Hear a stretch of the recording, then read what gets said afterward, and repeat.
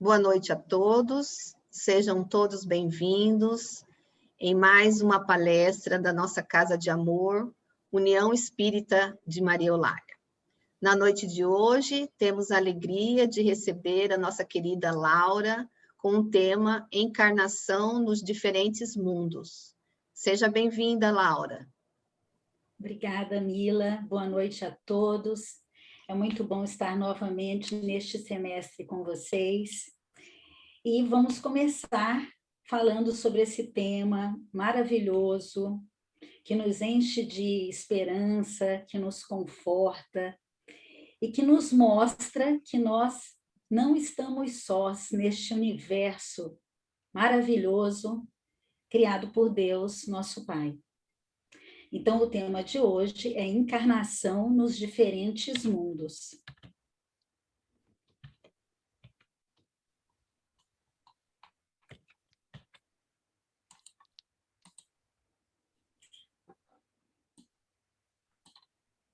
Diferentes categorias de mundos habitados. A casa do Pai é o universo. As diferentes moradas são os mundos que circulam no espaço infinito e oferecem aos espíritos que neles encarnam moradas correspondentes ao adiantamento dos mesmos. Independente da diversidade dos mundos, essas palavras de Jesus também podem referir-se ao estado venturoso ou desgraçado do espírito na erraticidade. Conforme se ache este mais ou menos depurado e despreendido de laços materiais, variarão ao infinito o meio em que ele se encontre, o aspecto das coisas, as sensações que experimente, as percepções que tenha. Enquanto uns não se podem afastar da esfera onde viveram, outros espíritos se elevam e percorrem o espaço e os mundos, enquanto alguns espíritos culpados erram nas trevas, os espíritos bem-aventurados gozam de resplendente claridade e do espetáculo sublime do infinito. Finalmente, enquanto o mal atormentado de remorsos e pesares, muitas vezes insulado, sem consolação, separado dos que constituíam o objeto de suas afeições, pena sobre o guante dos sofrimentos morais, o espírito justo, em convívio com aqueles a quem ama, frui as delícias de uma felicidade indizível. Também nisso, portanto, há muitas moradas, embora não circunscritas e nem localizadas. Do ensino dado pelos espíritos, resulta que muitos diferentes umas das outras são as condições dos mundos, quanto ao grau de adiantamento ou de inferioridade dos seus habitantes.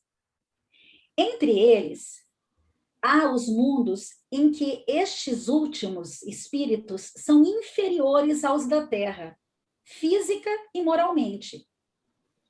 Outros na mesma categoria que o nosso, e outros que lhes são mais ou menos superiores a todos os respeitos. Nos mundos inferiores, a existência é toda material. Reinam soberanas as paixões, sendo quase nula a vida moral. À medida que esta se desenvolve e diminui a influência da matéria, de tal maneira que nos mundos mais adiantados a vida é, por assim dizer, toda espiritual. Encontramos esse trecho no Evangelho segundo o Espiritismo, capítulo 2, itens 2 e 3. Existem planetas de condições piores que as da Terra? Na obra O Consolador, escrito por Emmanuel, na pergunta 72, encontramos a seguinte resposta. Existem orbes que oferecem piores perspectivas de existência que o vosso. E no que se refere às perspectivas, A Terra é um plano alegre e formoso de aprendizado. O único elemento que aí destoa da natureza é justamente o homem, avassalado pelo egoísmo. Conhecemos planetas onde os seres que os povoam são obrigados a um esforço contínuo e penoso para aliciar os elementos essenciais à vida. Outros ainda, onde numerosas criaturas se encontram em doloroso degredo.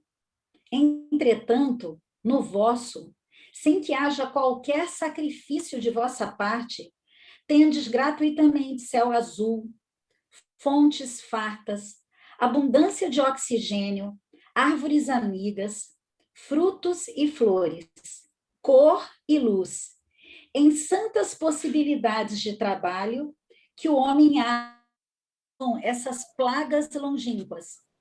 Em chegar nesses mundos distantes, somente objetos de estudo da vossa astronomia é um erro. Eles estão, às vezes, regulados por forças mais ou menos idênticas às que controlam a vossa vida. Em sua superfície, observam-se os fenômenos atmosféricos e outros, cuja explicação é ainda inacessível ao vosso entendimento. Por que os formaria o Criador para o ermo do silêncio e do deserto? Podereis conceber cidades bem construídas, abarrotadas de tesouros e magnificências apodrecendo sem habitantes? Há mundos incontáveis, e muitos deles formados de fluidos rarefeitos, inatingidos na atualidade pelos vossos instrumentos de ótica. Então fica muito claro aqui por que Deus criaria tantos mundos e somente o nosso pequeno planeta Terra seria habitado. É como comparar a construção de tantas cidades abarrotadas de tesouros, tão bem planejadas e sem nenhum habitante. São vários os mundos habitados. Encontramos no Livro dos Espíritos, na pergunta 55. São habitados os globos que se movem no espaço? Sim, e o homem terreno está longe de ser, como supõe, o primeiro em inteligência, em bondade e em perfeição.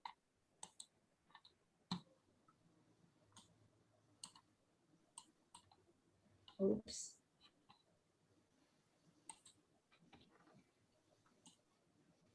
Entretanto, todos não têm a mesma linguagem, porque uns são moradas de paz e felicidade, e outros mundos de luta, de expiação, de reparação pela dor. Mundos incontáveis. Que se calem os que puderem descobrir a vida apenas em vossa obscura penitência de náufragos morais. Por que razão a vontade divina, por que Deus colocaria na amplidão essas plagas longínquas? Em chegar nesses mundos distantes, somente objetos de estudo da vossa astronomia é um erro. Eles estão, às vezes, regulados por forças mais ou menos idênticas às que controlam a vossa vida. Em sua superfície, observam-se os fenômenos atmosféricos e outros, cuja explicação é ainda inacessível ao vosso entendimento. Por que os formaria o Criador para o ermo do silêncio e do deserto? Podereis conceber cidades bem construídas, abarrotadas de tesouros e magnificências apodrecendo sem habitantes? Há mundos incontáveis, e muitos deles formados de fluidos rarefeitos, inatingidos na atualidade pelos vossos instrumentos de ótica. Então fica muito claro aqui por que Deus criaria tantos mundos e somente o nosso pequeno planeta Terra seria habitado. É como comparar a construção de tantas cidades abarrotadas de tesouros, tão bem planejadas e sem nenhum habitante. São vários os mundos habitados. Encontramos no Livro dos Espíritos, na pergunta 55. São habitados os globos que se movem no espaço? Sim, e o homem terreno está longe de ser, como supõe, o primeiro em inteligência, em bondade e em perfeição.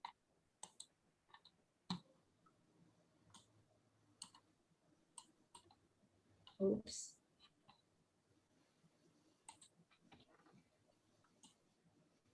Entretanto, todos não têm a mesma linguagem, porque uns são moradas de paz e felicidade, e outros mundos de luta, de expiação, de reparação pela dor.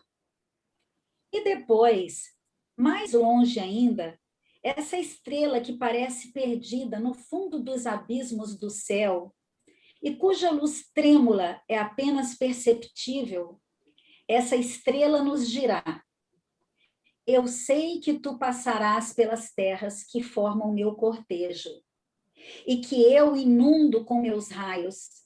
Eu sei que tu aí sofrerás e te tornarás melhor. Apressa a tua ascensão. Eu serei e sou já para contigo uma vera amiga, porque até mim chegou o teu apelo, tua interrogação, tua prece a Deus. Assim, todas as estrelas nos cantam seu poema de vida e amor. Todas nos fazem ouvir uma evocação poderosa do passado e do futuro. Elas são as moradas de nosso Pai, os estádios, os marcos soberbos das estrelas do infinito. E nós aí passaremos. Aí viveremos todos para entrar um dia na luz eterna e divina. Espaços imundos, que maravilhas nos reservais! Imensidades sidéreas, profundeza sem limites, dais a impressão da majestade divina. Em vós, por toda parte sempre, está a harmonia, o esplendor, a beleza. Diante de vós, todos os orgulhos caem, todas as vanglórias se desvanecem. Aqui, percorrendo suas órbitas imensas, estão astros de fogo perto dos quais o nosso Sol não é mais que simples facho. Cada um deles arrasta em seu séquito o imponente cortejo de esferas, que são outros tantos teatros da evolução. Ali, e assim na Terra, seres sensíveis vivem, amam, choram. Suas provações e suas lutas comuns criam entre si laços de afeto que crescerão pouco a pouco. É assim que as almas começam a sentir os primeiros eflúvios desse amor que Deus quer dar a conhecer a todos. Mais longe, no insondável abismo, movem-se mundos maravilhosos, habitados por almas puras que conheceram o sofrimento, o sacrifício e chegaram aos cimos da perfeição. Almas que contemplam Deus em sua glória e vão sem jamais cansar de astro em astro, de sistema em sistema, levar os apelos divinos. Esse é um trecho da obra O Grande Enigma, escrito por Leon Denis, que foi um grande pensador espírita, médium e uma pessoa que continuou com os estudos espíritas e com a divulgação da doutrina espírita após o desencarne de Allan Kardec. Todas essas estrelas, continuando ainda o trecho de Leon Denis, todas essas estrelas parecem sorrir, qual se fossem amigas esquecidas. Seus mistérios, sentimos que são a herança que Deus nos reserva. Mais tarde, nos séculos futuros, conheceremos essas maravilhas que nosso pensamento apenas toca. Percorreremos esse infinito que a palavra não pode descrever em uma linguagem limitada. Há, sem dúvida, nessa ascensão, degraus que não podemos contar, tão numerosos são. Mas nossos guias nos ajudarão a subi-los, ensinando-nos a soletrar as letras de ouro de fogo, a divina linguagem da luz e do amor. Então, o tempo não terá mais medida para nós, as distâncias não mais existirão. Não pensaremos mais nos caminhos obscuros, tortuosos, escarpados que seguimos no passado. E aspiraremos às alegrias serenas dos seres que nos tiverem precedido e que traçam, por meio de jorros de luz, nosso caminho sem fim. Os mundos em que houvermos vivido terão passado, não serão mais que poeira e detritos. Mas nós guardaremos a deliciosa impressão das venturas colhidas em suas superfícies, das efusões do coração que começaram a unir-nos a outras almas irmãs. Eu recomendo muito para vocês a leitura dessa obra, O Grande Enigma, de Leon Denis.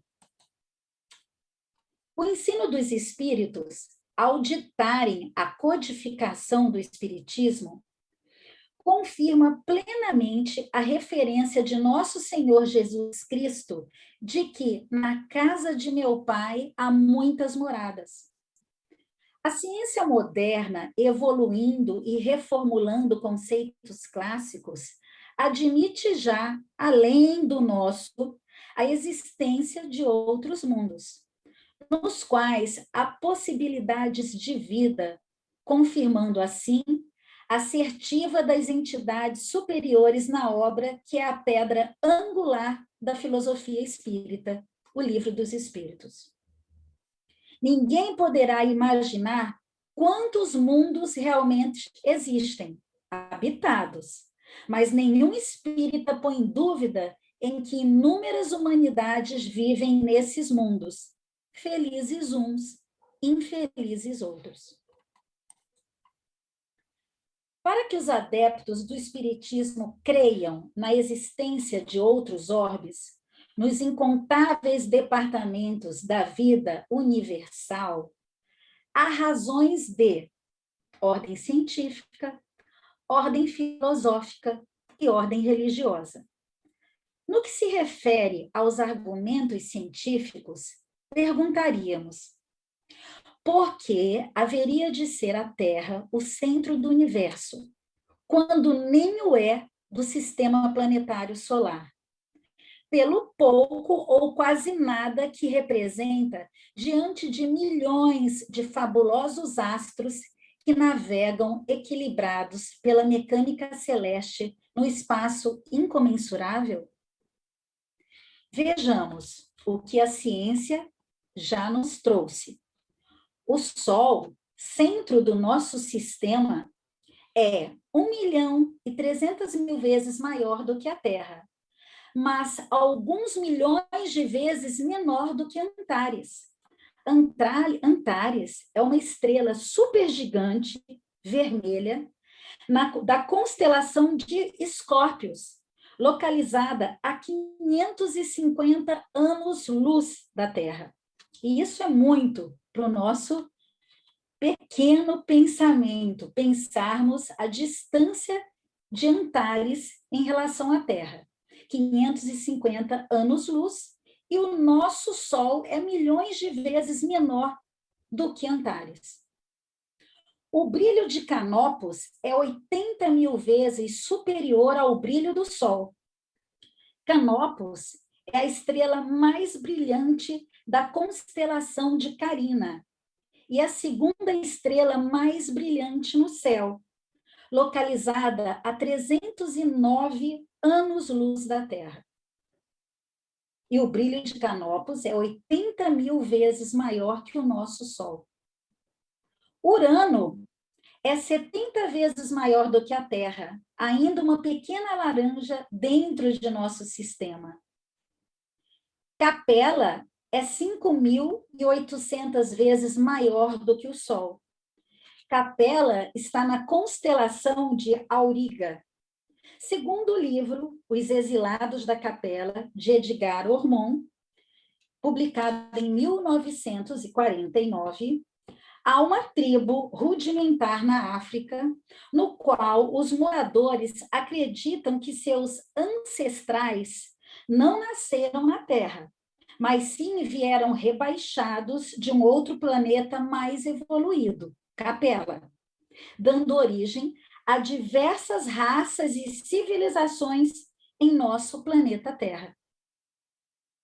Júpiter, que está no nosso sistema planetário, Júpiter tem cerca de 70 satélites naturais conhecidos, ou 70 luas, enquanto o nosso planeta tem um satélite natural, uma lua. Enfim, a Via Láctea é um turbilhão de sóis de todas as dimensões e claridades, que a moderna astronomia não consegue contar, mas que avalia em mais de 200 milhões. Por quê? Com semelhante insignificância dimensional, seria o nosso pequeno e desajeitado orbe a razão de ser da própria vida da humanidade, o núcleo polarizador de milhões de galáxias. Sob o ponto de vista filosófico, transitam as almas por vários mundos, sim, purificando-se cada vez mais e adquirindo a sabedoria que as tornará realmente perfeitas. O espírito reencarnado hoje na Terra poderá amanhã estar em Marte, ou Vênus, ou em Saturno, ou Júpiter, para citar apenas 4 dos 9 componentes dentro do nosso sistema planetário. O aprendizado, a colheita de experiências, o acúmulo dos valores eternos não se verificam tão somente na Terra, mas em diversas moradas do Pai, conforme o ensino de Jesus quanto à pluralidade dos mundos habitados, ao qual plenamente se ajustaria a codificação espírita em 1857, com base nos seguintes argumentos nada lisonjeiros para o globo terrestre: o atraso moral dos terrícolas, ou seja, o atraso moral dos homens que aqui habitam o planeta Terra, o atraso científico do planeta e o atraso cultural em relação aos mundos habitados, onde os grandes homens da Terra ainda se apresentariam na condição de alunos incipientes. Este é um trecho da obra O Pensamento de Emmanuel, escrito por Martins Peralva. Vamos falar um pouco sobre as singularidades de alguns mundos. E aqui eu trago trecho da obra Urânia. Urânia era a musa da astronomia, e esta obra Urânia foi escrita por Camille Flammarion, outro grande pensador espírita, e que, juntamente com Leon Denis, continuou na divulgação do espiritismo após o desencarne de Allan Kardec. Então, aqui nós temos o seguinte trecho: passamos pela vizinhança de grande número de mundos bem diferentes da pátria terrestre. Uns pareceram-me inteiramente cobertos de água e povoados por seres aquáticos. Outros, unicamente habitados por plantas. Alguns se acham absolutamente desprovidos de água. São aos que pertencem a sistemas idênticos ao da estrela Alfa de Hércules. São privados de hidrogênio. Outros parecem labaredas. Paramos perto de muitos. Que inimaginável variedade! Momentos depois, atravessando outro sistema, encontramos um gênero de organizações inteiramente diverso e com segurança superior ao nosso. Nos habitantes do planeta que tínhamos então sob os olhos, mundo iluminado por brilhante sol hidrogenado, o pensamento não obrigado a passar pela palavra para manifestar-se. Esses habitantes possuem um sexto sentido, a que se poderia chamar autotelegráfico, ou seja, O pensamento se comunica ao exterior e pode ser lido em um órgão situado no mesmo lugar da fronte humana. Essas conversações silenciosas são muitas vezes as mais profundas e as mais preciosas, por serem sempre as mais sinceras. Somos ingenuamente dispostos a crer que a organização humana nada deixa a desejar na Terra. Entretanto, temos muitas vezes lamentado ser a criatura obrigada a ouvir palavras desagradáveis, discursos de ódio, sermões orgulhosos, música péssima, maledicências ou calúnias? As nossas gramáticas têm pretendido que podemos fechar os ouvidos a esses absurdos. Assim não é, infelizmente. Não podemos fechar os ouvidos tal qual fechamos os nossos olhos. Há aí uma lacuna. Mas fiquei surpreendido de assinalar um planeta onde a natureza não esqueceu essa particularidade. Então, mostrou-me Urânia, esses ouvidos que se fechavam à maneira de pálpebras e interceptavam radicalmente a transmissão do som. E vamos falar agora um pouco sobre alguns planetas do nosso sistema planetário e algumas comunicações dadas por espíritos que, em visita a alguns desses planetas, através de médiuns, mandaram várias mensagens, e aqui nós vamos falar sobre algumas delas. O escritor Eurípides Kuhl realizou uma intensa pesquisa para falar sobre a vida em outros mundos, sob o ponto de vista do espiritismo. Há vida em outros mundos? Desde que a astronomia comprovou que a Terra é um planeta a girar em órbita cativa ao Sol, solidariamente com outros planetas, o homem fez a pergunta acima: há vida em outros mundos? Que muito mais passou a ser repetida quando ficou provado que a quantidade de sóis e planetas é incontável. Como é a vida em outros mundos, não há um único homem que possa afirmar e comprovar. Só divanear, sonhar, ensaiar. Contudo, espíritos mais evoluídos que os terrestres, ao menos, podem informar mediunicamente. O Livro dos Espíritos, nas questões 55 a 59, eu já pontuei aqui algumas respostas interessantes. Sim, há vida em todos os globos que se movem no espaço. Deus povoou de seres vivos os mundos e pensar ao contrário será duvidar de sua sabedoria. Porque o Criador faria coisas, ou seja, mundos inúteis? A constituição física dos habitantes difere de mundo a mundo. Embora a forma corpórea em todos os mundos seja a mesma da do homem terrestre, com menor ou maior embelezamento e perfeição, segundo a condição moral dos habitantes. E aí nós damos um salto para as questões 172 a 188. A existência corporal na Terra é das mais grosseiras e das mais distantes da perfeição. As diversas existências físicas do homem podem ser na Terra bem, como em outros mundos. O início dessas existências não terá sido aqui, bem como seu término também não será. Então, muitos de nós já vivenciamos outros mundos e não terminaremos nossas existências neste planeta. A multiplicidade de vidas na Terra proporciona uma enorme gama de aprendizados ao espírito.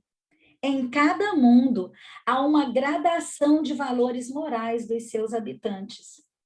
O conhecimento de detalhes físicos e morais sobre os habitantes de outros mundos perturbaria aos terrestres. Daí não lhes ser revelado ainda. Não temos ainda capacidade de entendermos e de termos ciências de detalhes físicos e morais de habitantes de outros mundos. A infância e a duração da existência nos mundos superiores à Terra são mais curtas aquelas e mais longas estas, dados que corpos mais sutis têm menos fatores a miná-los. E isso, em várias comunicações, já ficou atestado que em outros mundos o período da infância é muito curto. E quando o espírito, quando o ser está na fase adulta, existem mundos onde se vivem 400, 500 anos. Por quê? Porque os corpos são mais sutis e nesses mundos não existem mais enfermidades, não existem mais doenças que possam minar esses corpos. O perispírito, que é o corpo que reveste o nosso espírito, é formado de matéria específica de cada mundo, sendo que os espíritos puros têm envoltórios extremamente etéreos. Vamos falar, então, um pouco sobre Júpiter, porque há muita leitura, há muita comunicação, há muita mensagem psicografada em livros, em obras espíritas. Então, aqui disseram os espíritos a Allan Kardec quanto ao grau de evolução dos habitantes do nosso sistema solar, porque Júpiter é um planeta que faz parte do nosso sistema. Na coleção da Revista Espírita, muitos espíritos que habitaram na Terra disseram estar nesse planeta, em Júpiter. De todos os planetas, Júpiter é o mais adiantado sob todos os aspectos. É o reino exclusivo do bem e da justiça, porquanto em Júpiter só há bons espíritos. Com relação aos seus habitantes, o que podemos falar dos habitantes de Júpiter? Corpos de conformação semelhante à terrena, mas de maior leveza. Eles deslocam-se roçando ao solo, sem fadiga, como os peixes e as aves. Na morte, os corpos não são submetidos à decomposição pútrida, que é o nosso caso. Os corpos dos habitantes de Júpiter dissipam-se. Eles alimentam-se de frutas, plantas e emanações nutritivas do meio ambiente. A expectativa de vida, cerca de 500 anos, porque quase não há mais doenças. A infância dura apenas alguns dos nossos meses. O que nós conseguimos pensar como meses é a curta infância. A linguagem quase sempre de espírito a espírito, mas há também a linguagem articulada. Ocupações puramente intelectuais.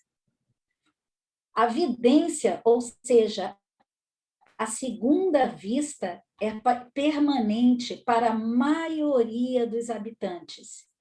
E os animais que habitam esse planeta são mais inteligentes que os nossos animais, mas eles ainda não se aproximam do nosso nível, nós, habitantes da Terra. Mas esses animais são encarregados dos trabalhos manuais, ou seja, trabalhos que nós ainda fazemos aqui no nosso planeta. Os habitantes de Júpiter, ocupação puramente intelectual. E aí, gente, muito interessante foi o que eu encontrei sobre, na Revista Espírita, a Revista Espírita de agosto de 1858, esse médium, Victorien Sardou, muito elogiado na época por Allan Kardec, certo? Ele recebia mensagens do espírito Bernard Palissy, acredito que seja essa, o Palissy, e este espírito, ele viajou em algumas missões com espíritos superiores, ele esteve em Júpiter e ele entrevistou, conversou com Mozart, habitante de Júpiter, que declarou que ele tem Cervantes e Zoroastro por vizinhos. Ora, todos nós conhecemos e lembramos e admiramos Mozart e Cervantes, que foi um grande romancista, dramaturgo espanhol, cuja obra mais famosa é Dom Quixote, e Zoroastro, que viveu na antiga Pérsia, foi um profeta persa, fundador do zoroastrismo, que era uma religião na Pérsia e que era baseada no dualismo entre o bem e o mal. Então, o senhor Victorien Sardou desenhou a fachada da mansão de Mozart e a fachada da casa de Zoroastro. E eu gostaria de fazer a leitura da mensagem escrita, da mensagem que foi passada pelo espírito Bernard Palissy para o médium Victorien Sardou. Então, vamos ouvir e admirar a beleza das duas casas em Júpiter. É sobre a margem direita desse rio, diz o espírito, cuja água te oferecia a consistência de um leve vapor, está construída a casa de Mozart, que por meu intermédio, Palissy, houve por bem reproduzir sobre cobre. Só apresento aqui a fachada sul. A grande entrada fica à esquerda, dando para a planície. À direita fica o rio. Os jardins estão localizados ao norte e ao sul. Eu perguntei a Mozart quais eram os seus vizinhos. E ele disse, mais acima e mais embaixo, 2 espíritos que não conheces. Mais à esquerda, apenas uma grande campina que me separa do jardim de Cervantes. Quanto à morada aérea de Mozart, apenas constato a sua existência. Os limites desse artigo não me permitem que me estenda sobre este assunto. Não terminarei, entretanto, sem dar explicações a propósito do gênero de ornamentos que o grande artista escolheu para sua morada.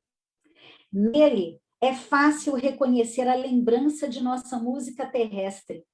A clave de sol é ali frequentemente reproduzida.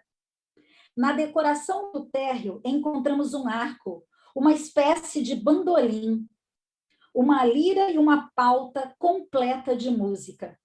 Mais alto é uma grande janela que lembra vagamente a forma de um órgão. As outras têm a aparência de grandes notas, enquanto notas menores são abundantes por toda a fachada. Seria erro concluir que a música de Júpiter seja comparada à nossa e que se represente pelos mesmos sinais. Mozart explicou-se sobre isso, de maneira a não deixar qualquer dúvida. Mas, na decoração de suas casas, os espíritos lembram com prazer a missão terrestre que lhes fez merecer a encarnação em Júpiter e que melhor resume o caráter de sua inteligência. Assim, na residência de Zoroastro, os astros e a chama constituem os únicos detalhes de decoração. Então, a mensagem é um pouco maior, mas aqui o espírito, além de deixar os desenhos através do médium, Victorien Sardou, ele relata trechos dessa entrevista, desse breve momento que ele teve com o espírito de Mozart. Continuando, vamos falar um pouco sobre o que já nos foi trazido a respeito do planeta Vênus. Na Revista Espírita, em agosto de 1862, o espírito George, em um ditado espontâneo feito ao médium, o senhor Costel, ele nos trouxe a seguinte mensagem sobre Vênus. Os habitantes têm a mesma conformação física que a vossa, ou mais ou menos de beleza e de idealidade nas formas é a única diferença delineada entre os seres criados.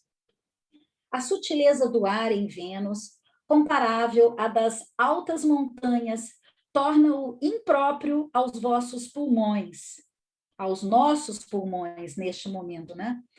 As doenças ali são ignoradas. Seus habitantes não se nutrem senão de frutas e de laticínios. Ignoram o bárbaro costume de se nutrirem de cadáveres de animais. Ferocidade que não existe senão nos planetas inferiores. Em consequência, as grosseiras necessidades do corpo são destruídas e o amor se enfeita de todas as paixões e de todas as perfeições apenas sonhadas sobre a Terra. A forma política reveste a expressão da família.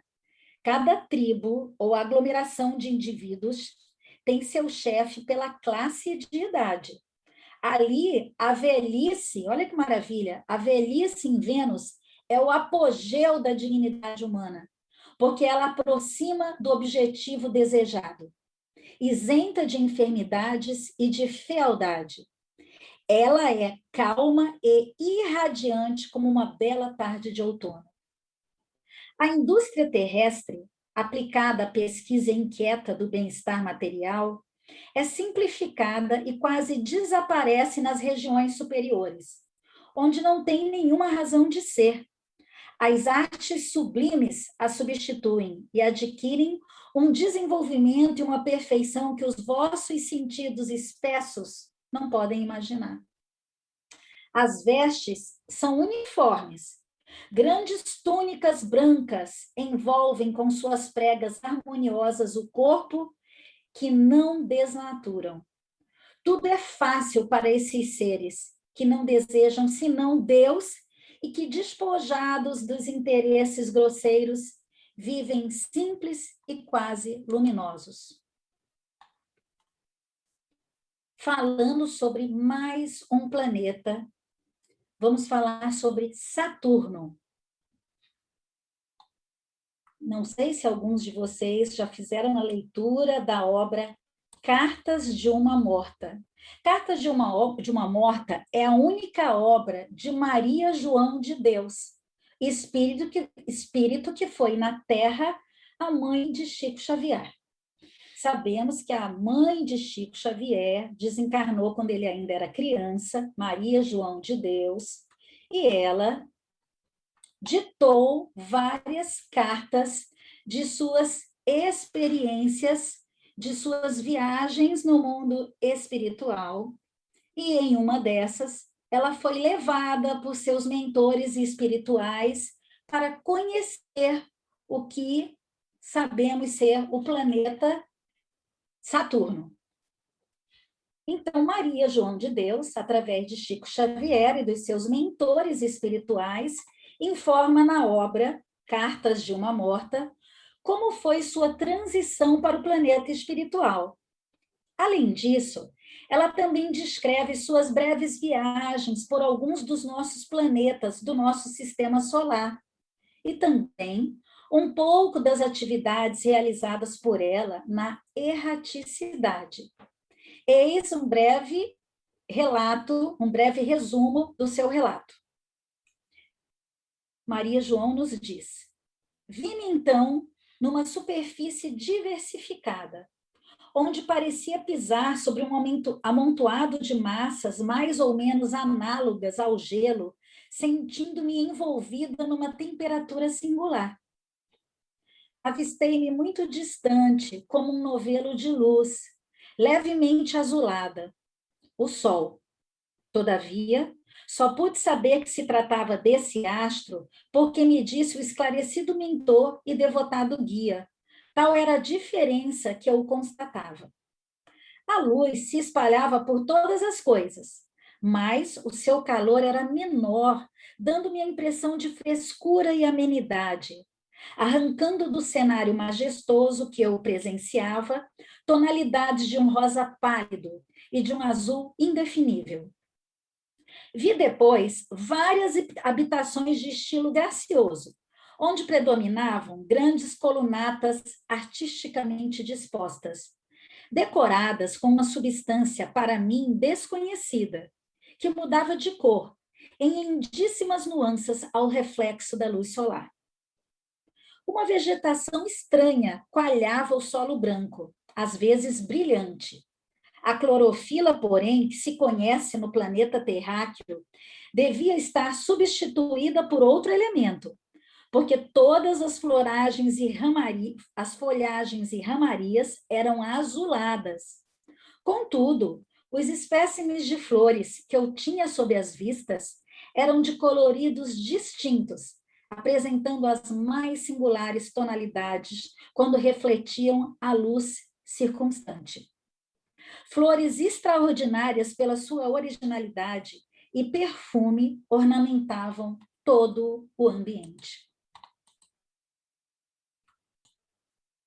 A evolução espiritual dos habitantes de Saturno. Contemplando o espaço, Maria João nos diz: muito acima de nós vi grandes massas multicores, que tomei por variegadas nuvens e ao mesmo tempo notei que seres estranhos evolucionavam nos ares, em gráceis movimentos, apesar de me parecerem bizarros. Nada tinham de comum com os tipos da humanidade terrena, afigurando-se extraordinariamente feios com a sua organização animalesca, com suas membranas à guisa de asas, tão estranhas para mim, as quais lhe facultavam o poder de volitar à vontade. Ante a minha atitude de assombro, solicitamente o guia explicou: vês, filha, estamos na superfície de Saturno, onde o dia se compõe de 10 horas e as estações duram mais de 7 anos consecutivos, segundo a contagem do tempo no planeta que deixaste. Ou seja, para podermos entender segundo a contagem do planeta Terra. Aqui a situação climatérica é eminentemente benéfica, em razão do equilíbrio da obliquidade da eclíptica, propiciando aos habitantes deste venturoso orbe elementos de duradoura saúde. Aqui ainda existe o colégio sacratíssimo da família, que se reúne sob os imperativos das afinidades naturais. Chegados a certa idade, os saturninos ouvem os espíritos, seus irmãos das outras esferas do sistema, existindo entre eles a mais poderosa mediunidade generalizada. Conhecem todas as combinações fluídicas requeridas ao seu bem-estar, e a eletricidade e a mecânica não têm para eles segredos, sabendo utilizar-lhes as forças com plena consciência das suas possibilidades. Também estão ao par do que ocorre nos outros mundos, e todo habitante de Saturno pode calcular com precisão matemática, de um momento para outro, a posição dos satélites dos outros planetas, respondendo com acerto qualquer arguição nesse sentido. Conhecem a história e os fenômenos dos globos cometários que lhes são familiares, e sabem medir a paralaxe das estrelas mais próximas, conservando uma vasta ciência das coisas do céu. Entre eles, a justiça e a verdade não são um mito, e há muito a ciência está reunida à fé em Saturno. Não amontoam as riquezas que resplendem no solo em que pisam, no qual se conservam matérias preciosíssimas, as quais somente são retiradas para ornamentação de seus lares ou dos templos da sabedoria, onde se verificam prodigiosas manifestações da onipotência divina. A simplificação da existência, por meio das aplicações do seu extraordinário engenho e de suas nobilíssimas concepções acerca das finalidades da vida, minorou-lhes as fadigas e os trabalhos, que aqui já não precisam ser tão intensos. Podem se dedicar com mais devoção ao que concerne à espiritualidade, conservando-se acima da ciência terrena nos problemas referentes à medicina. As moléstias incuráveis entre eles são desconhecidas e sagradas instituições recebem os que se avizinham da transição que denominais morte na Terra. Para os habitantes de Saturno, a morte não existe, porque estão cientes de tudo o que ocorre ao espírito liberto. Não são, contudo, seres perfeitos, como talvez presumas. São ainda falíveis. Mas o que te procuro demonstrar é a sua incontestável superioridade sobre o orbe que abandonaste. Então, este é um trecho da conversa que o mentor, o guia espiritual, explicou para... Aqui temos uma foto de Maria João.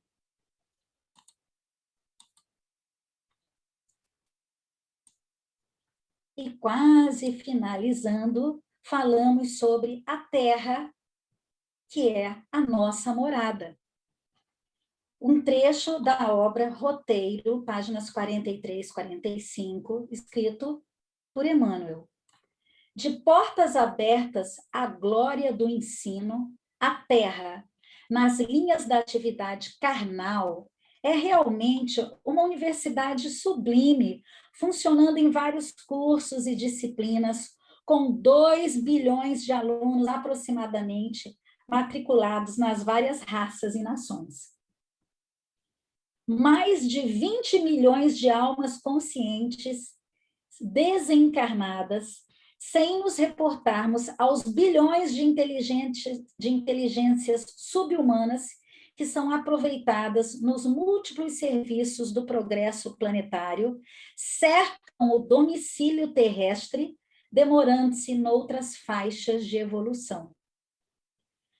Então, são mais de 20 bilhões de almas conscientes e desencarnadas cercando ou em nosso planeta Terra. Ou seja, temos que aproveitar esta nossa encarnação.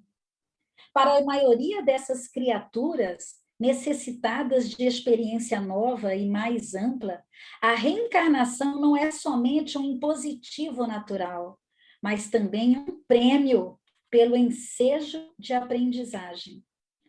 Assim é que, sob a iluminada supervisão das inteligências divinas, cada povo, no passado ou no presente, constitui uma seção preparatória da humanidade à frente do porvir.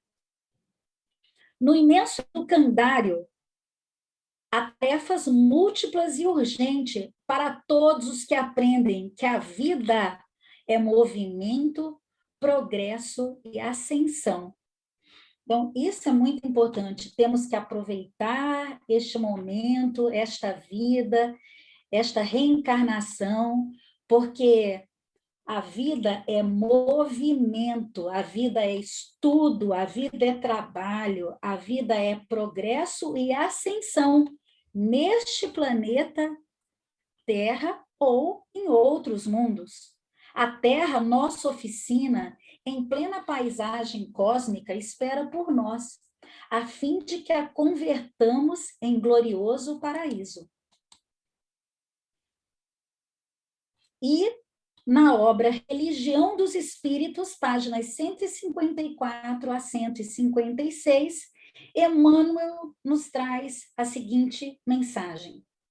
Em nosso presente estado de evolução, será preciso renascer na Terra ou noutros mundos que se assemelhem, tantas vezes quantas se fizerem necessárias, não somente no resgate dos erros e culpas do pretérito em louvor da justiça, mas também no aperfeiçoamento de nós mesmos, em obediência ao amor. O mundo, o nosso planeta, é assim a nossa escola. A família consanguínea é o grupo estudantil a que pertencemos. O lar é a banca da experiência. Nossos amigos representam os explicadores. Nossos adversários representam o papel de fiscais. Nossos parentes difíceis são cadernos de prova.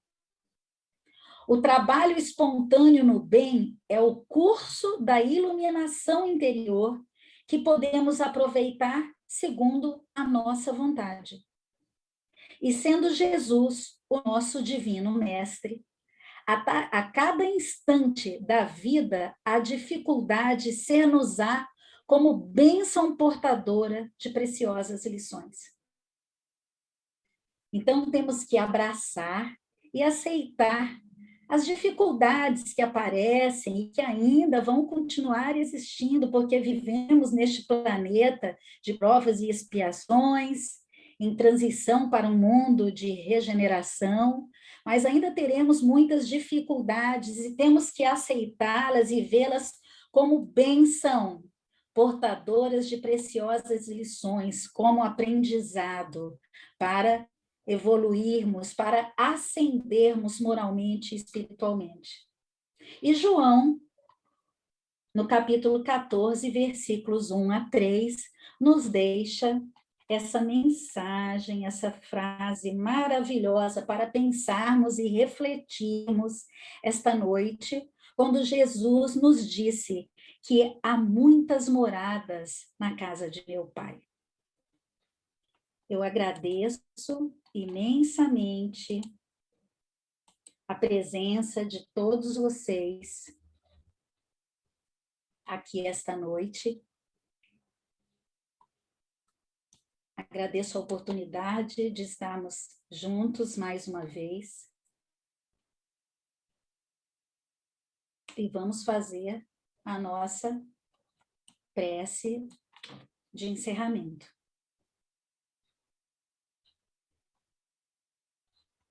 Vamos cerrar os nossos olhos. Eu gostaria de... Posso deixar essa... Eu vou ampliar novamente essa imagem, quem quiser ficar olhando para este Jesus aqui.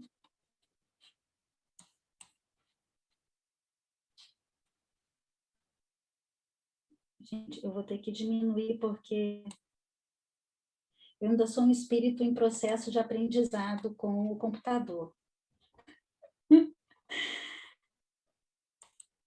Ok. Então, vamos encerrar os nossos olhos, encontrar uma posição confortável. Eu vou fazer uma leitura de uma prece que eu encontrei esta tarde, que eu achei ela tão linda,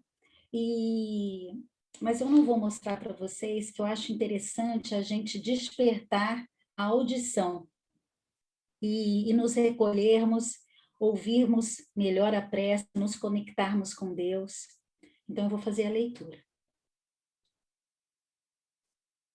Prece da paz interior.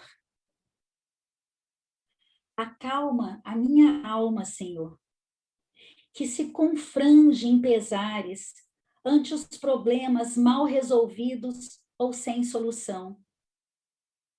Acalma minha alma, Senhor, quando a madrugada chega e o sono não vem para o reclamado repouso do corpo cansado da luta diária. Acalma minha alma, Senhor, e toma minha vida em tuas mãos. Conduza-me para que eu não me perca nos caminhos tortuosos do desespero e da angústia, que insistentes batem à minha porta de meus pensamentos e de meu coração. Acalma minha alma, Senhor, e equilibra as minhas energias e fortalece o meu espírito. E estejas sempre ao meu lado. E é assim que eu poderei vencer hoje e sempre. Assim seja.